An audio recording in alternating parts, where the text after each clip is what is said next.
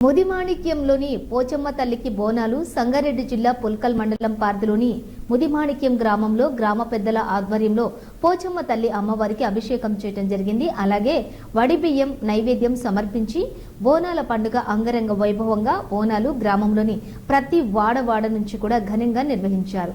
అలాగే అన్నదాన కార్యక్రమం కూడా నిర్వహించారు. ప్రతి సంవత్సరం ఇలాగే జరుపుకుంటామని గ్రామ పెద్దలు అంటున్నారు. ఈ సందర్భంగా వారు మాట్లాడుతూ గ్రామంలోని డప్పు చప్పుళ్లు వాయిద్యాలతోటి శివసత్తులు చిందులతోటి పాడి పంటలు పోయి పచ్చని పంట పొలాలను మాకు ఇస్తుందని పోచమ్మ తల్లి అమ్మవారిని వేడుకుంటున్నామని అన్నారు. ఈ కార్యక్రమంలోని గ్రామ పెద్దలు ప్రజలు తదితరులు అధిక సంఖ్యలో పాల్గొన్నారు.